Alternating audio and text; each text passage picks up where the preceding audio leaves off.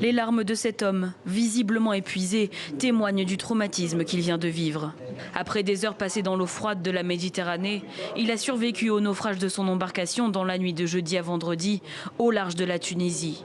Comme lui, ils sont une quinzaine encore en vie. Les autres sont morts. Une soixantaine auraient péri. On travaillait à Zouara, en Libye. On a économisé et on a payé 1 000 € pour partir. On était environ 70 migrants. Le bateau était surchargé. Il y avait 9 Marocains. Je suis le seul survivant.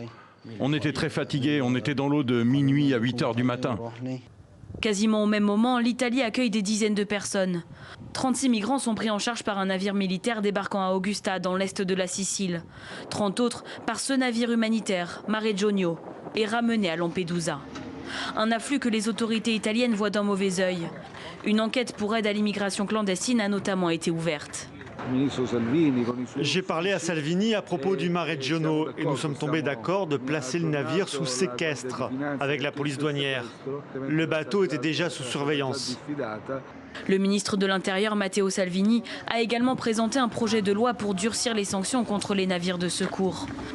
Que ce soit au large de l'Italie ou de la Tunisie, les Nations Unies ne cachent pas leur inquiétude et dénoncent l'attitude des États européens. Nous ne pouvons pas remplacer les États et ils ont une responsabilité envers la loi internationale, la loi maritime et tous ceux qui opèrent dans ces eaux ont une responsabilité à sauver des vies. Nous appelons à renforcer les moyens pour qu'aucune vie ne soit plus perdue. Un sujet qui est au cœur de nombre de programmes pour les élections européennes à venir. Accueillir, contenir ou renvoyer. De droite à gauche, les partis en lice sont plus que jamais divisés quant aux mesures à adopter.